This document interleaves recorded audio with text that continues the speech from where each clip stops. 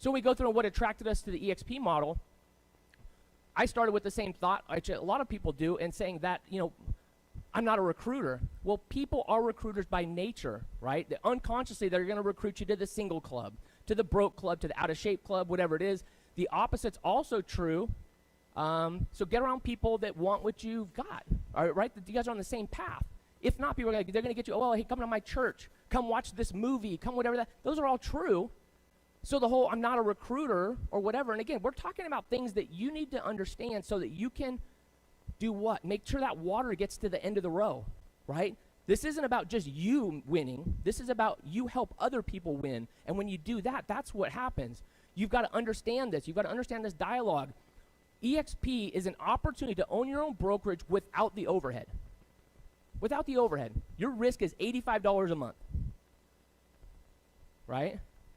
Chuck, did you ever have overhead? Like, it was your building and your staff, everything was free over there, right? But there's a risk reward with that, right? We all have the opportunity now to own your own brokerage without the overhead, without that. And eventually, everybody wants a bigger life.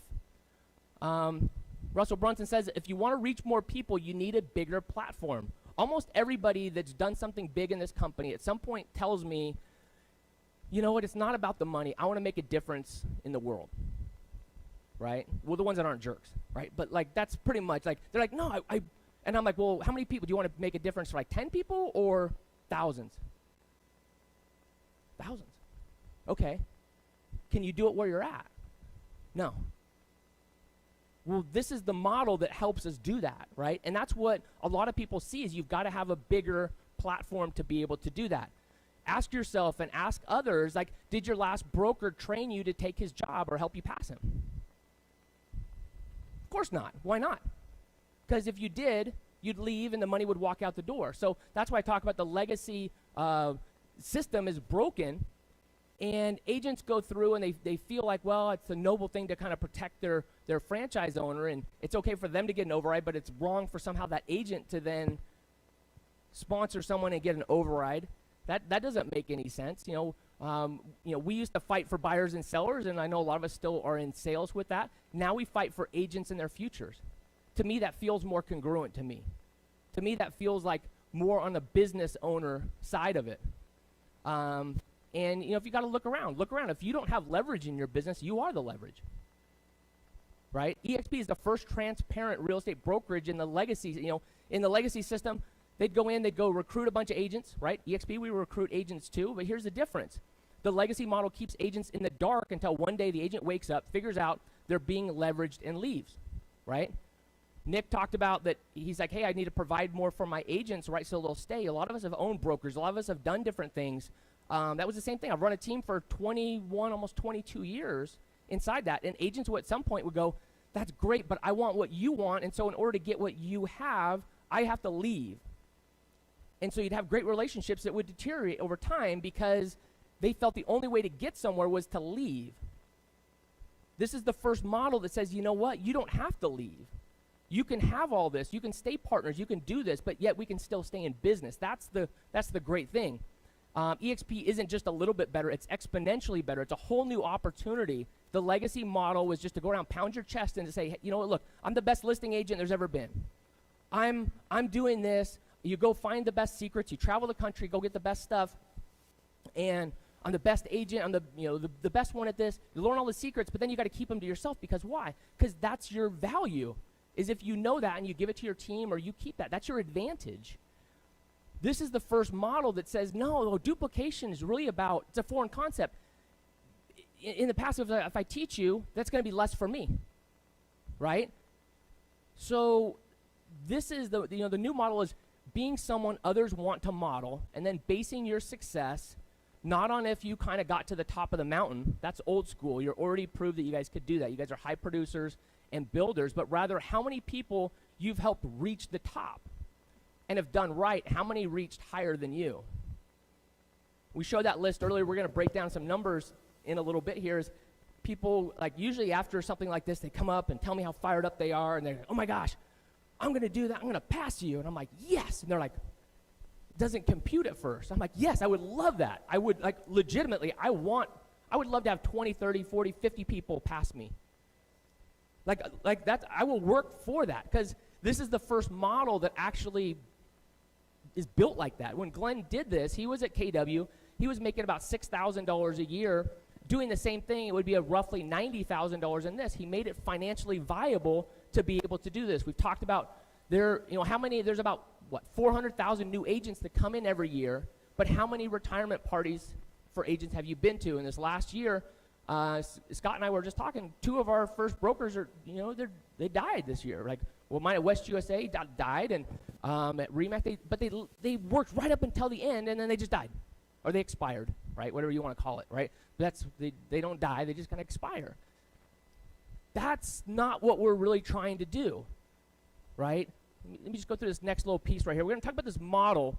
Gary Keller, he said KW was a real estate company, and a profit sharing was an opportunity to own a business inside of a business. Not only own a sales business, but make money in the same way owners make money through other people without any financial risk, without any financial investment. And he was right. He was absolutely right. Now, I do not know this person. I was just researching some old documents on KW's growth or whatever, and this guy goes through and he talks about he's a regional director, and he's received $60,000 in profit share, and this is 2008. And I was like, okay, this is kind of cool. And how awesome it was is better than his rentals, and profit share didn't require 20% down. It's never called me in the middle of the night because the toilets were clogged, all that. And I'm like, okay, that's kind of cool. That's a nice training. And so I'm flipping through, and I get another one, and this was like just a couple years ago, and it's the same guy. I was like, oh, this is kind of cool. And they'd updated it over a decade later, and he went from 60,000 to 75,000. And talking about how amazing it was, I'm like, I don't even think that's inflation. Like I'm not trying to be a jerk about it, but I'm just like that is the one that you want to model, to tell everybody how amazing it is. Well, hopefully nobody has the old issue, like from over a decade earlier, right? That's not the model that's going. I just pulled him up to see if he was still there. He's still there. I'm like, okay, that's kind of cool. Again, no offense, I don't know him, but I just think if that's the model, how much better this is with this. I'm not going to say where I got this from, but I just got it. This is from 2020 off KW's. Earners with total profit share per level inside there, right? So all these people, you look at how many people over $1 million, 93. Not like in that year, like ever. Right? This wasn't a year. This was just a cumulative up till there, right? And if you're sold this idea of what this big opportunity is, and then people are actually not getting it, well, that should make you pause a little bit, right? Is revenue share is the way to get off the transaction treadmill and create time, location, and financial freedom. Were you guys here? Are you guys looking for time, location, and financial freedom? Like, raise your hand if that's what you guys are really looking for. About 4 people are like, not going to do it. Don't matter what you ask. Who wants the gold brick? Not going to do it. That's all right. We got it on camera. Okay. Right.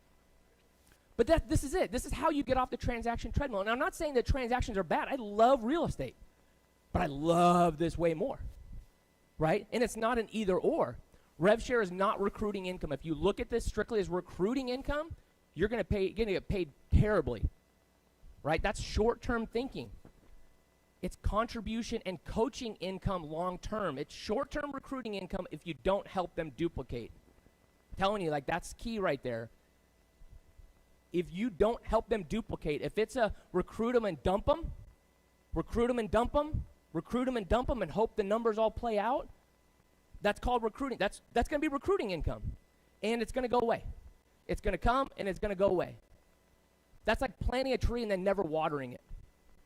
Yep, you got a tree and a dead one. Good for you, right? It is not. It's contribution and coaching income long term. And isn't that what we all want to do? Well, what do you want to do? I want to be a coach.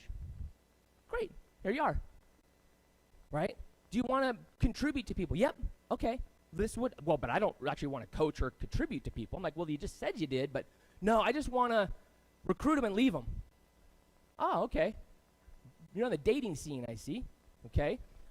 We get paid a lifetime of referrals for introducing an agent to eXp in our organization. All the time we go to events, we're like, oh, 25% referral, 35%, 37.1284% referral fee if you send it to me, right? A lifetime of referrals for introducing an agent to eXp. Rev share is the ultimate meritocracy. I love that. Is if I was 5 pounds heavier, 50 pounds heavier, if I was 5 years older, if I was black, if I was green, if I was whatever it is, Rev share doesn't care. Well, I'm a woman, I'm Hispanic, I'm in this or whatever. It doesn't matter. I'm on a team. It doesn't matter. You're paid the same. Everybody's paid the same. This is the ultimate meritocracy. Everybody has the same opportunity. Everybody. It breaks through glass ceilings. It breaks through everything. It doesn't matter where you grew up. It doesn't matter where you live now. It doesn't matter like how screwed up your parents were. It doesn't matter. It just doesn't matter. You determine your results. So what do we call it if you have to go pay for sex? Prostitution? Like, is that like it? People are like, oh yeah, that's kind of cool, right? You got to go have to pay for it. Okay, so if you can't earn it and you have to buy into the real estate world, we call that gigolos and whores, right? So if you have to go buy a company, you have to go do these things, right? We're sold it's honorable to go out and buy a franchise. I know people are like, what? You can't say that. Yeah, I can, right? It's my stage. I can say whatever I want, right? But somehow it's ugly to actually build it. But no, it's honorable. Look, I just bought a franchise. How many of us would be like, oh, good job, congratulations? We all would. Because we're designed to go, oh, that's great, good for you. You paid for that. So it's more honorable to go pay for it versus build it yourself?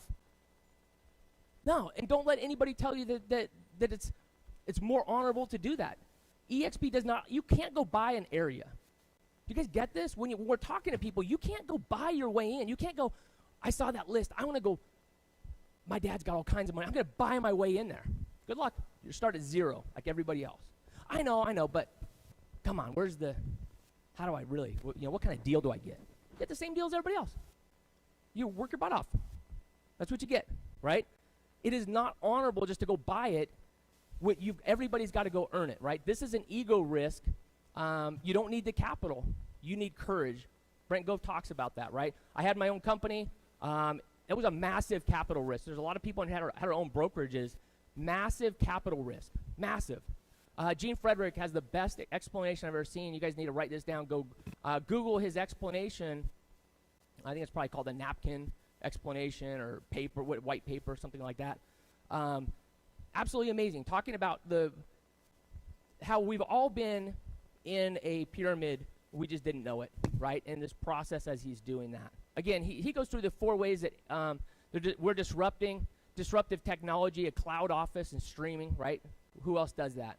Right? Netflix, all the streaming, different things that are going online as opposed to brick and mortar with that. Ownership in eXp as a stockholder, revenue share, and I believe partnerships and collaboration is the 4th part. It's how we're going in and we're disrupting the same way as everybody else is in other things, and we've really got 2 choices. We attract 15 to 20 agents in the next 3 to 5 years at a minimum, or you go out and you go save $2.5 to $5 million in the next 20 to 30 years.